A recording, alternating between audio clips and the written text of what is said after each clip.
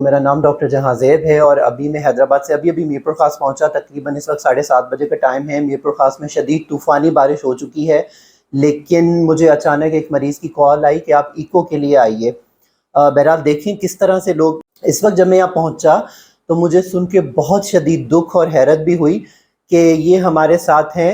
تاں جو نالو ڈیارام ہے، اسی سامارے سے آیا ہوں، ضلع عمرکوٹ. جی، ڈیا رام ہمارے ساتھ ہیں اور یہ سامارو سے آئے ہیں. 3 لوگ بائک پہ، تقریباً یہاں سے 60 سے 65 کلومیٹر کا فاصلہ ہے اور یہ بائک پہ بیٹھ کے آئے ہیں اور یہ اپنی چاچی کا ایکو کرانے آئے ہیں. اور ایکو کرنے پہ پتہ چلا کہ ان کی چاچی کا دل بہت کم کام کر رہا ہے. روپے میں سے 4 آنے، 23% ایجیکشن فریکشن ہے، سیویئر ہارٹ فیلئر. اور اندازہ کریں کہ 3 لوگ سامارو سے بائک کے اوپر، جس میں ایک 45 سال کی خاتون، ایک 50 سال کے بابا اور ان کا بھتیجا شامل ہے، میر پور خاص آئیں ٹیسٹ کرانے، چیک اپ کرانے. اور اس کے بعد بارش ہو جائے شدید.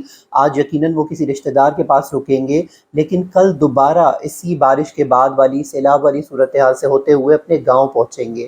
ان حالات میں جو ڈاکٹرز، جو انسان خلق خدا کی خدمت کے لیے یا کسی بھی طرح سے مدد کر رہے ہیں لوگوں کی، یقیناً آپ بہت بڑا اور عظیم کام کر رہے ہیں. اللہ پاک آپ کے اور آپ کے گھروں پہ رحمتیں اور برکتیں نازل فرمائے.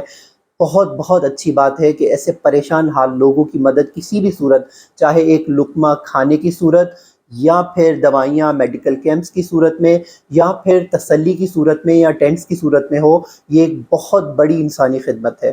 اللہ پاک آپ سب کی یہ خدمات اپنی بارگاہ میں قبول و مقبول فرمائے.